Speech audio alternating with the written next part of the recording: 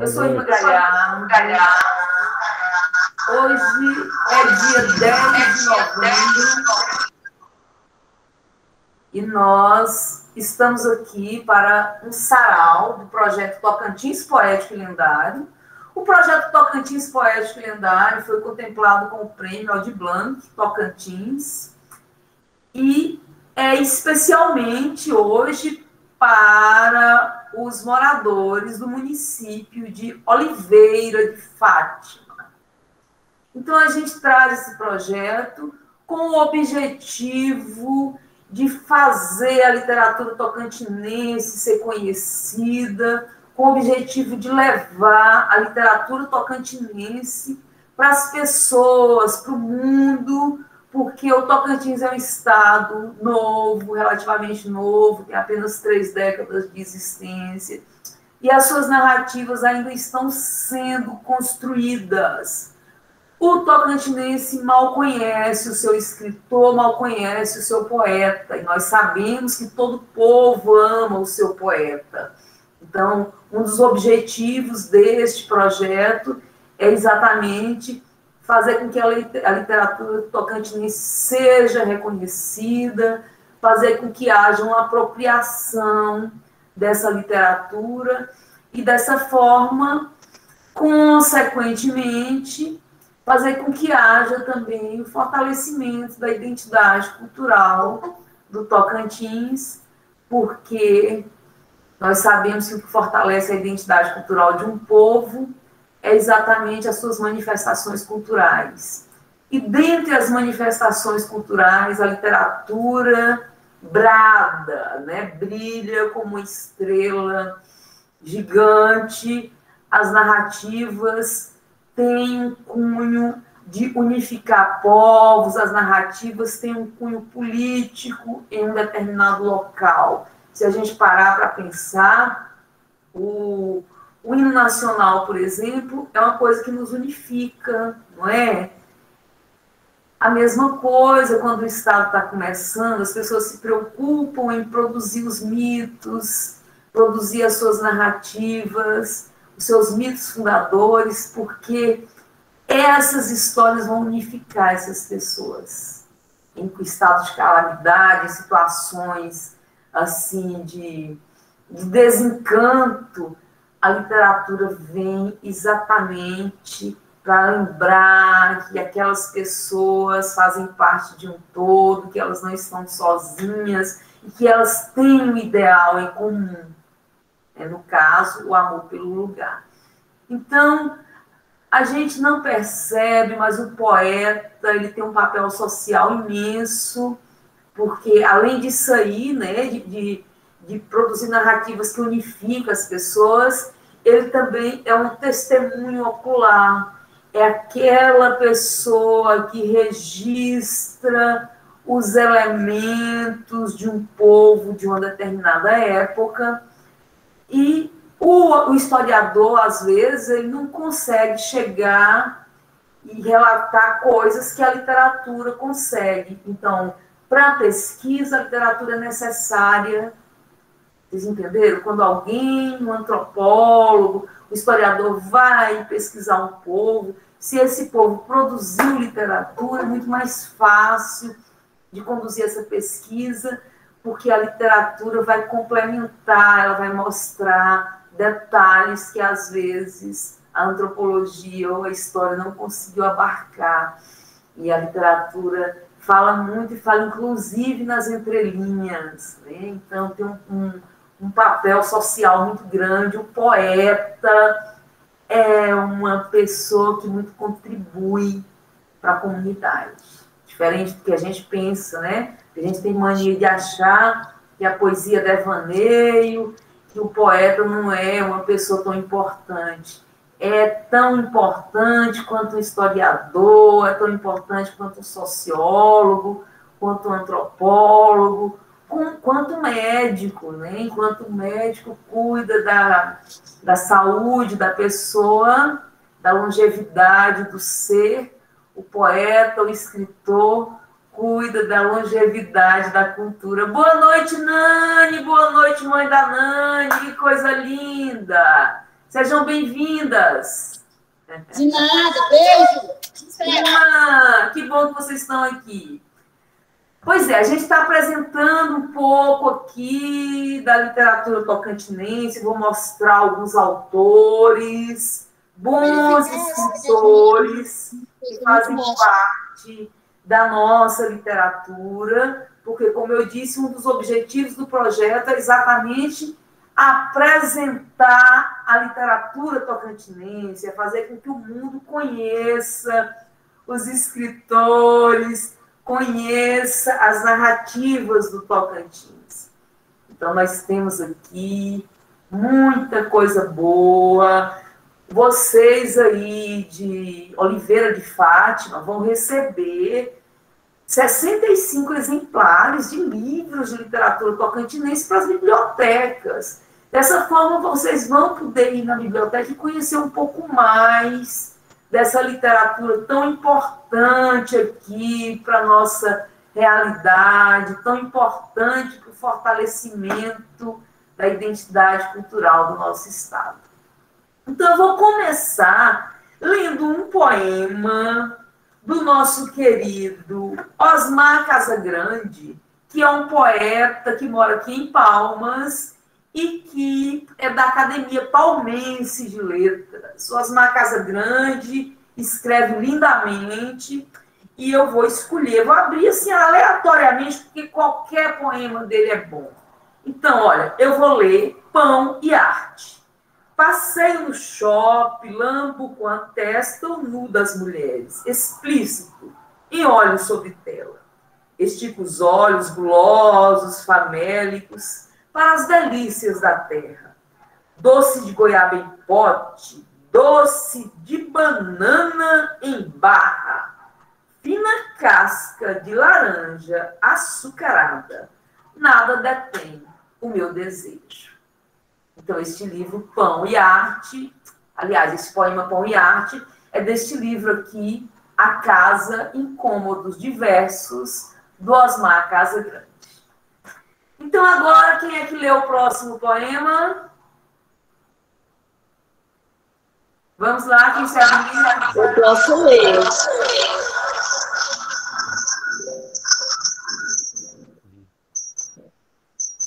Eu posso ler. Certo, perfeito. Boa noite, meu povo. Meu nome é Rosineide. Vou prestigiar a Nani.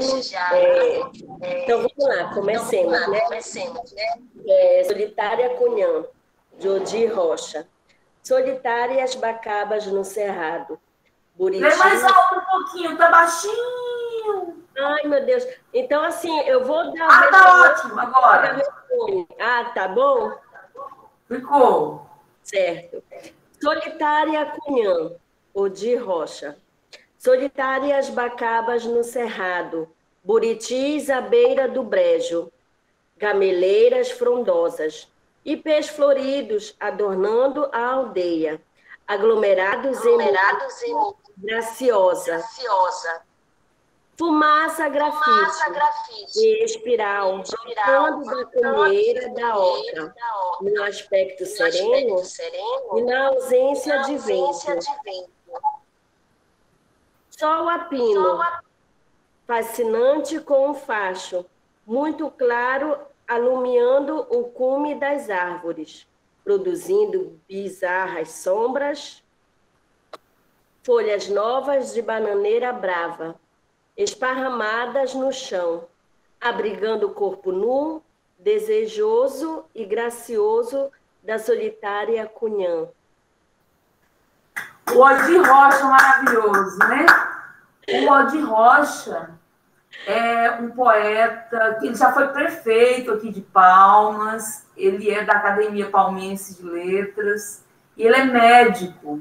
Tem toda essa sensibilidade, escreve lindamente, fala dos ipês de Palmas, consegue emocionar gerações. Então, o Odir Rocha é patrimônio vivo do nosso Tocantins, da nossa literatura. Mais alguém vai ler um poema aí? Eu vou ler o próximo. Ótimo. Só um momento.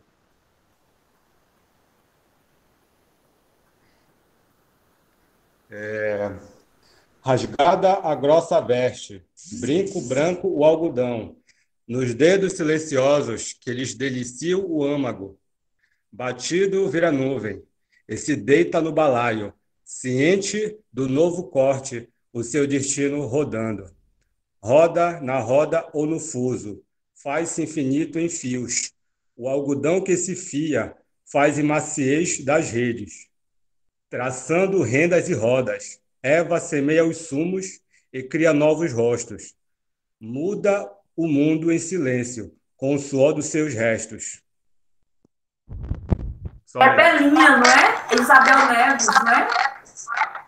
Isso. Deixa eu ver aqui. Isso. Exatamente.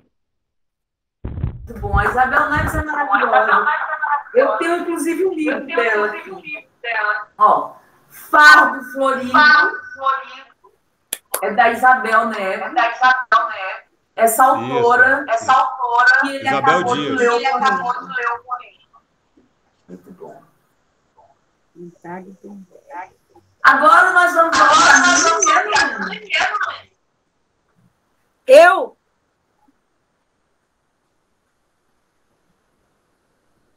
Pode deixar para o final. Bom, eu tenho aqui, eu estou aqui com uma pessoa que também é escrava da palavra, a minha mãe, Dona Maria Amélia. Que coisa boa.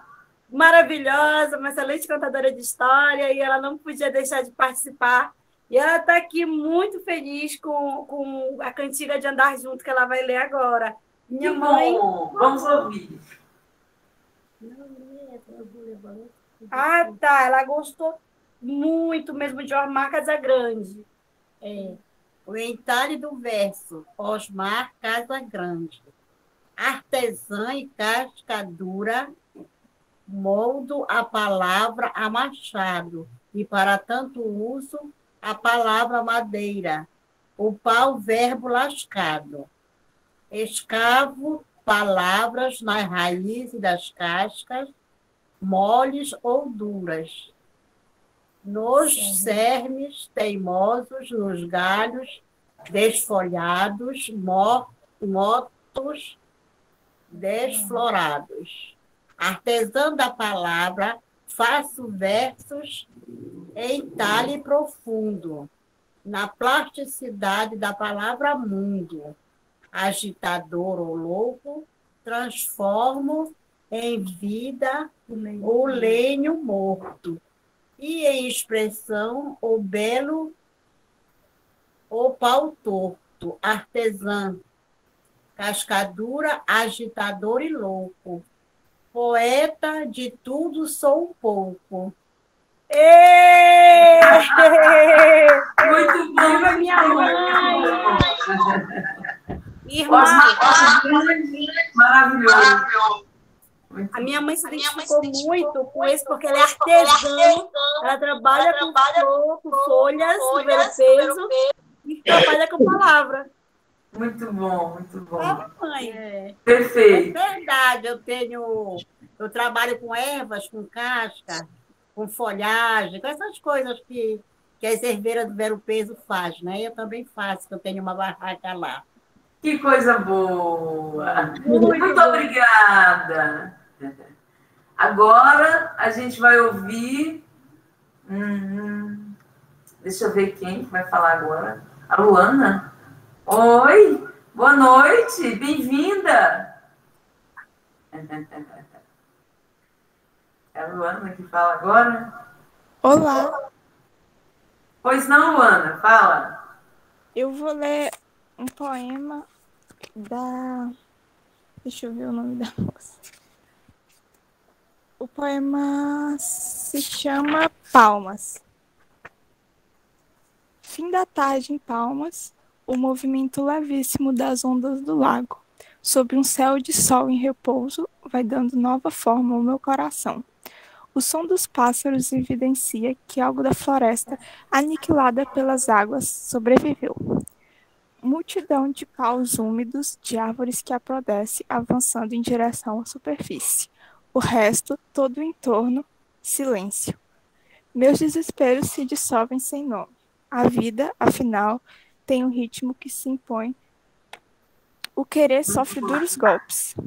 Aprendo a sobreviver ao que desde sempre me aniquila. Que sujeito é esse que contempla as águas? Que espera era aquela que se perdeu. Não há mais pressa, nem medo, nem morte. Só esse excesso de vida que em mim se dissolveu. Como é lindo esse poema, hein? Muito bom, muito bom. Parabéns, muito lindo, gostei. Perfeito. Agora a gente vai ouvir. Eu? Opa! Eu tô com um poema aqui do Francisco Perna Filho. Vamos lá. Embora presa, a água borbulha, solta na chaleira efervescente. É de fora a sua natureza líquida. Não há forma que a aprisione, não há temperatura que a molde. Embora verso, embora prosa, a poesia sabe-se de leve, sabe-se solta, amorfa, não se prende ao vocábulo. Muito bom. O Perna foi colega da Vânia, né, Vânia? O Perna foi seu colega, né? Francisco Perna. Poeta de mão cheia, muito bom. Verdade, muito bonito o texto. Ele e faz... a mãe tá babando aqui, né? Uhum. E a avó também. Coisa boa. O Francisco Perna faz parte da Academia Palmense de Letras. Ele é professor, doutor da Universidade Católica do Tocantins. E ele muito nos orgulha, porque é relativamente jovem. Eu e a Vânia, a gente presenciou o nascer do Perna quando ele estudou em Goiânia. A gente frequentou as mesmas bibliotecas, leu mais ou menos os mesmos livros, viveu as coisas da mesma geração, e de repente a gente vê o Perna brilhar tanto, assim, um orgulho para a gente, né, Vânia? Coisa boa. Então agora a gente vai ouvir, quem é que vai ler agora?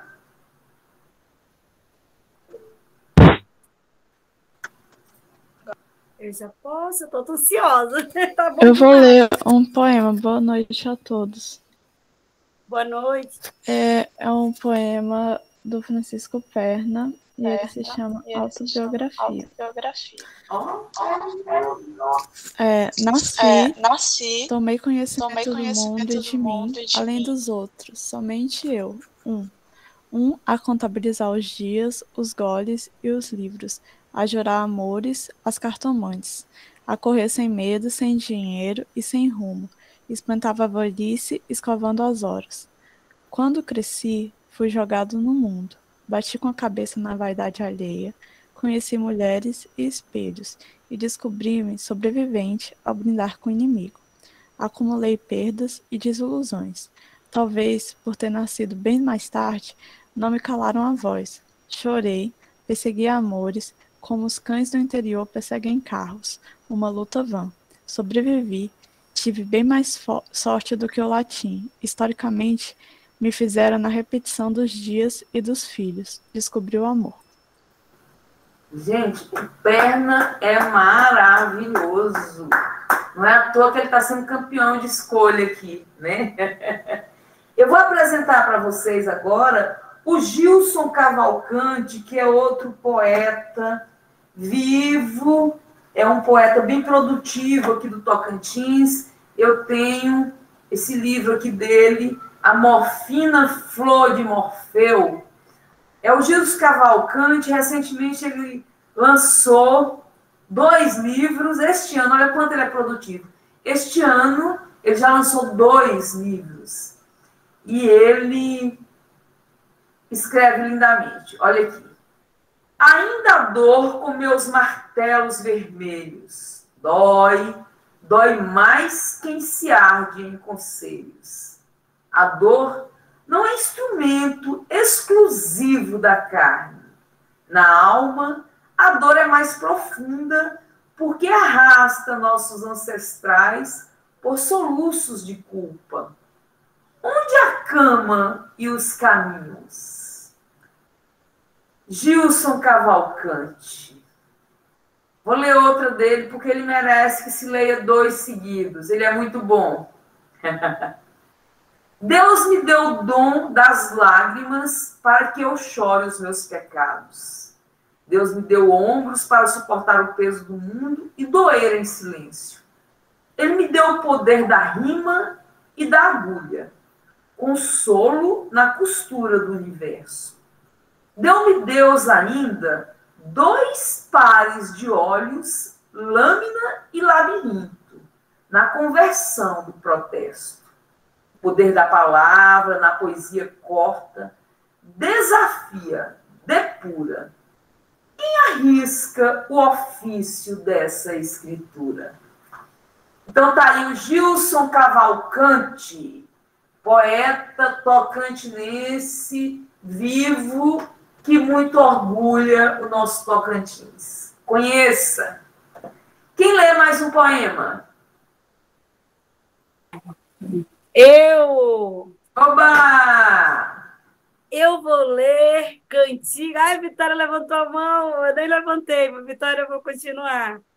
Cantigas de andar junto, de onde ainda nem chegamos, acende o zelo de ser único, na vontade de todos, ver de frente o que acende, para espalhar mais alvos, cada um ser junto na astúcia de entender, caminho e rumo, cada estreito nosso há de alcançar os vãos, nem fazer de espalhar lugares, num fazer de espalhar lugares, e onde chegar serão árvores nossas mãos, de uma raiz só. Cédio Pedreira, que lindo! Muito bom, e você mais linda ainda, Nani, aí, com esse penteado maravilhoso. Eu estou cheia de passarinho, por quê? Porque a arte é passarinheira, porque a leitura é passarinha, a gente vai divulgando e vai compartilhando tudo um com o outro. Linda demais, Nani. Demais. Perfeito. Obrigada. Muito bom, obrigada. Agora a gente vai ler um poema da Lia Testa, do livro Inquietações. A Lia Testa é professora da UFT, lá em Araguaína, e escreve lindamente. Ela é professora do mestrado de literatura, portanto, sabe muito bem o caminho das pedras, né? Sabe escolher as palavras ali para produzir versos encantadores. Então, eu vou ler dela Chegar e Partir. Depois de amamentar meu 3º filho e os seios murcharem flácidos, alongando-se ainda mais verticalmente, como o das Índias aqui do norte, você ainda teria gosto por morder-me os bicos, sugando o que já não mais aí se encontraria? Meu corpo flácido, entre tanto ir e vir, chegará a você com o desejo de sempre, resumo de estrias e de soluções de tecidos.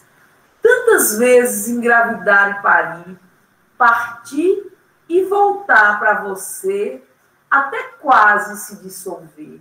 Me aguarde. Um dia, uma luz chegará para embrenhar-se no seu corpo. É minha alma cansada, exausta dos exercícios da vida, chegando definitivamente para casar-se com a sua. A Lia Testa é maravilhosa, não é, gente? Alguém mais vai ler? A Vitória tinha levantado a mão, foi? Vamos ouvir?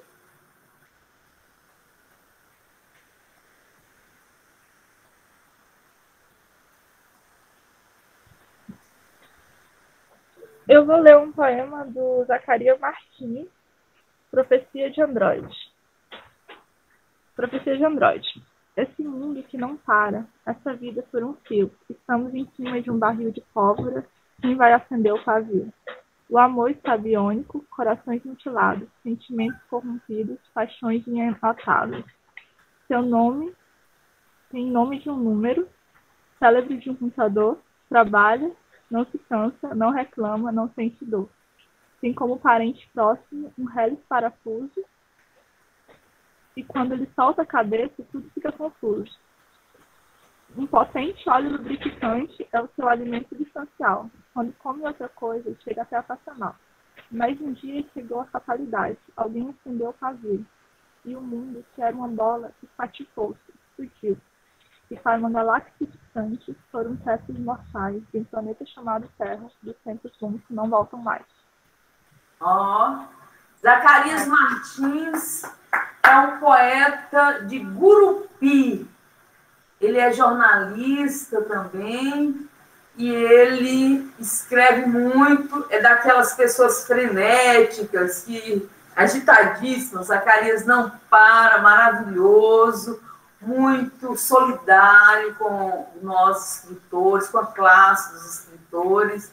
O Zacarias Martins é uma espécie de irmão que a gente tem aqui na literatura. E ele tem muitos livros, inclusive um dos livros dele se chama Pinga Fogo, né? Que é bem o que ele é. Ele é aquela pimentinha, aquela pessoa agitada.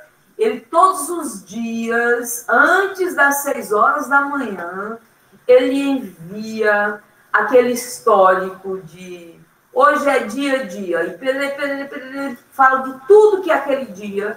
Aí ele vai falar do que aconteceu no mundo, do que aconteceu no Brasil, do que aconteceu no Estado. Ele é o almanaque, sabe aquele almanaque Xavier que existia antigamente, quando não tinha televisão, aquele instrumento que as pessoas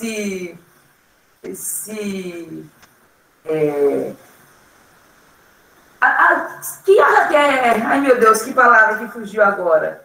Que as pessoas se descobriam as coisas do dia, gente. Se orientava. Tipo folhetim. Sim, sim. Então, Zacarias Martins, obrigada. Às vezes tem isso, né? A gente já está passando dos dias aí das idades e o Alzheimer está meio que batendo ali na porta. Brincadeira, não é Alzheimer, não, mas é muita coisa, né, na cabeça e o cérebro inteligentemente vai deletando muita coisa para a gente não enlouquecer. Então, tem desses lapsos de memória, assim, principalmente para quem administra tantos poetas como eu, que quer falar de cada um, quer guardar no meu coração, que quer trazer comigo. Eu tenho mania de dizer que desde quando eu conheci os poetas, lá aos 6, 7 anos, no meu livro didático, de Débora Pádua Melo Neves, meu livro de comunicação e expressão, desde aquela época eu trouxe a poesia para o meu dia a dia, eu segurei na mão desses poetas e ando de mãos dadas com eles, ainda que eles já tenham morrido, ainda que muitos deles já tenham morrido, mas são meus companheiros porque eu fiz a poesia, minha companheira, eu levo para o meu dia a dia, eu sugiro que vocês façam isso também, porque a poesia, ela tem essa capacidade de humanizar o ser, de nos transformar em pessoas melhores, mais empáticas, mais solidárias, mais participativas, pessoas que se preocupam com a ética planetária e não apenas com a ética profissional.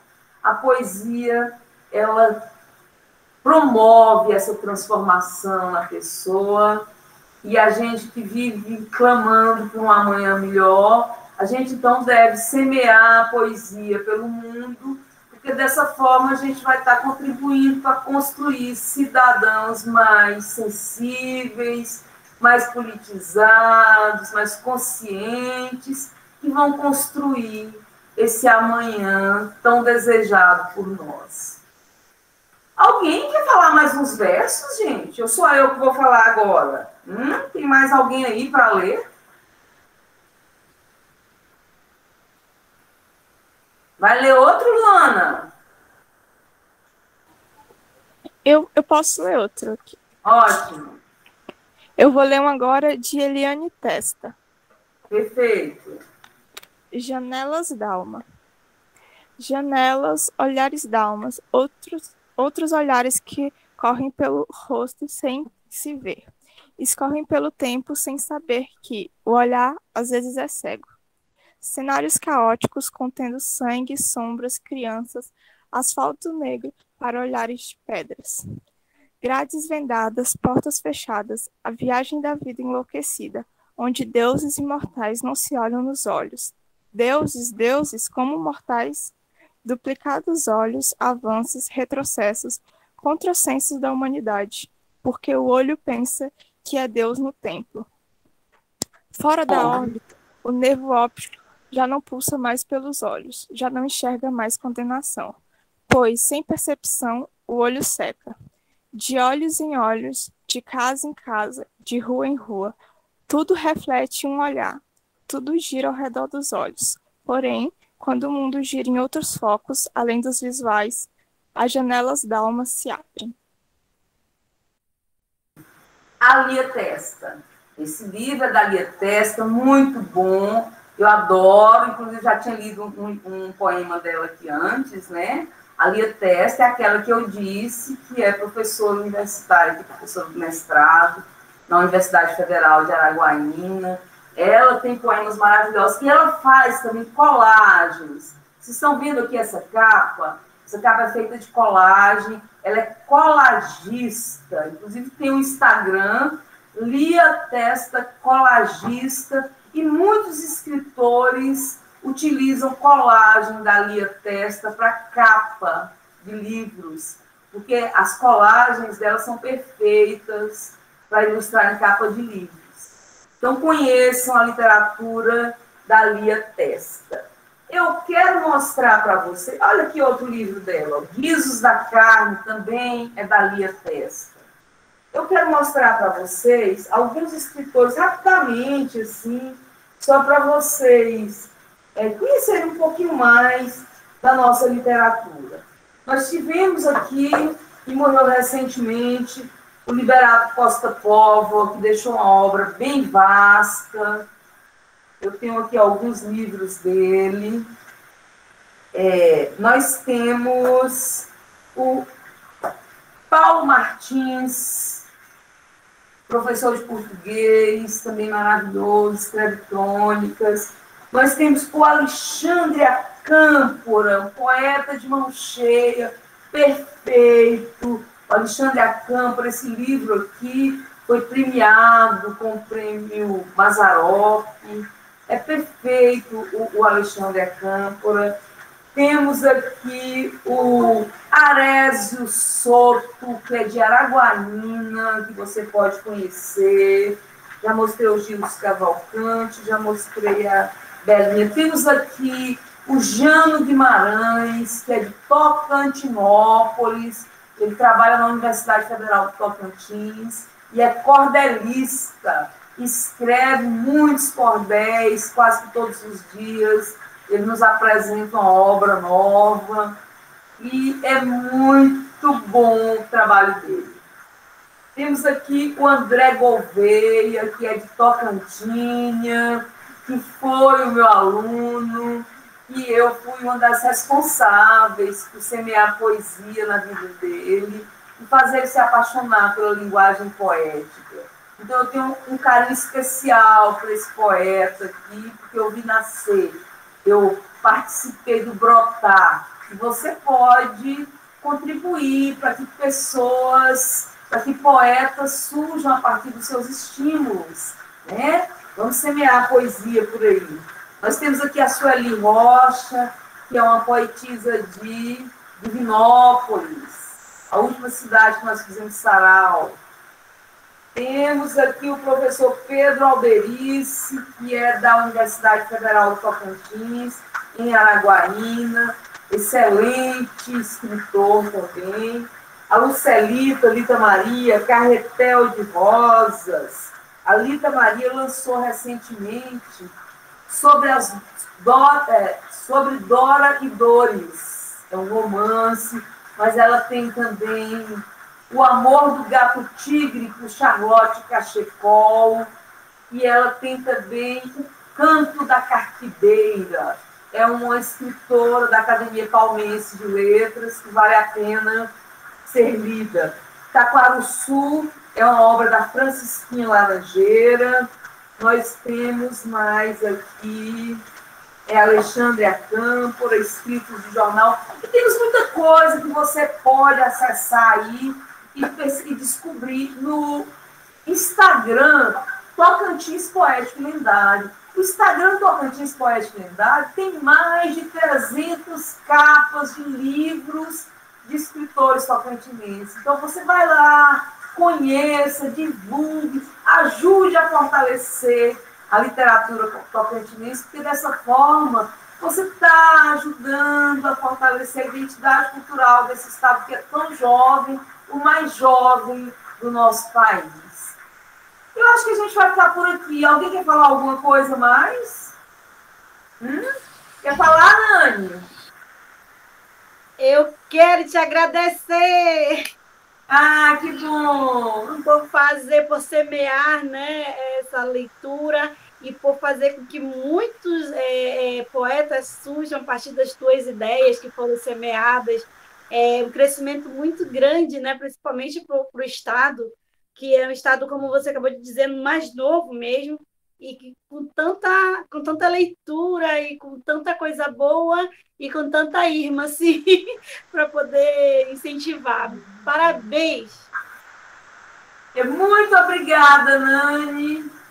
Obrigada a todos. Mas eu vou fechar, então, com um poema, né, gente? Eu li poema de todo mundo e não falei nenhum poema de uma tal Irma Galhardo, né? Que tal eu falar um poema dessa escritora tocantinense?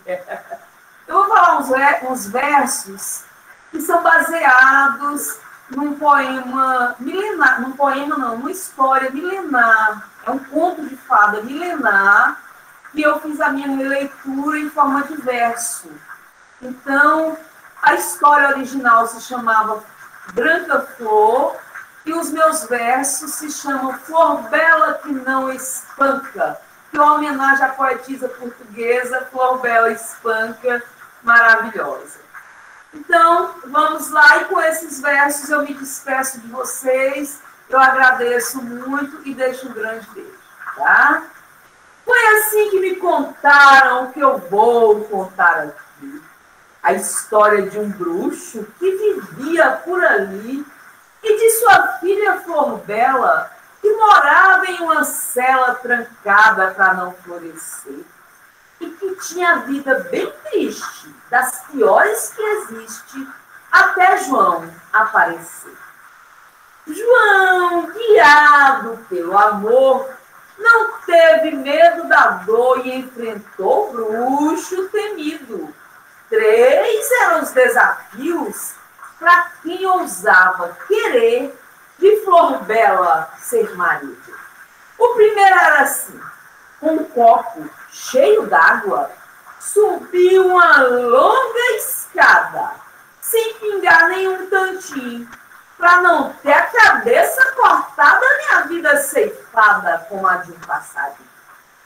Ainda bem que Flor Bela havia herdado do pai poderes e muita magia, e com singeleza e graça viraram bondade nata, astúcia, força, alegria.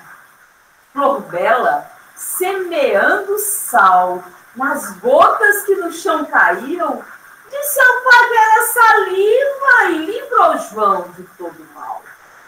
A prova seguinte era a mais difícil de seguir. Plantar o trigo e em um dia ver crescer, florescer e colher. E depois preparar o melhor pão para o bruxo poder comer. Mais uma vez a Flor Bela cuidou de João e usou seus poderes de magia que salvaram seu amor. Mas vendo então que a cada dia ficava difícil enganar o bruxo mais poderoso que alguém já ouviu falar, resolveram logo fugir antes do bruxo surgir com o terceiro desafio, pois Florbela bem sabia que o seu pai era incansável, louco em seu desvario. A saliva que Florbela deixou empoçada no chão tinha os seus poderes mágicos e foi a melhor solução, pois o bruxo era dono de um cavalo que voava e que dava a volta ao mundo só enquanto alguém cantava uma canção bem curtinha do tamanho de um botão. Sabendo Florbela disso, deixou a saliva no chão para enganar seu pai enquanto fugia com o João até o reino da bondade, onde o bruxo não entrava, nem ninguém sem coração. E a saliva de Florbela era quem respondia perguntas e mais perguntas que o bruxo fazia, enquanto a bela Florbela, para bem longe, fugia. Florbela que não espanca, não me venha botar banca. Me apareça bem aqui antes do sol surgir. Sim, senhor, meu papaizinho, irei logo, rapidinho. Mas antes preciso me vestir, o sol ainda tarda a surgir. E o bruxo repetia sempre a mesma ladainha, que Florbela deveria vir antes do sol surgir. E a saliva respondia e já ia, que penteava os cabelos em seu longo emaranhado, enquanto a voz se desfazia no tempo daquele traçado. Até que a saliva secou e o bruxo descobriu que sua filha enganou, montou no cavalo e partiu. No segundo, deu a volta no mundo e não encontrou nem João, nem a bela Florbela, que em lago se transformou. E o bruxo, para descansar, brincou com João Pato a nadar, mas de nada desconfiou. E teve, enfim, que voltar para a sua bola de cristal para tentar ver de uma vez onde estava o casal. O tempo foi companheiro e ajudou o amor. João e Florbela chegaram onde sempre sonharam. A bondade triunfou.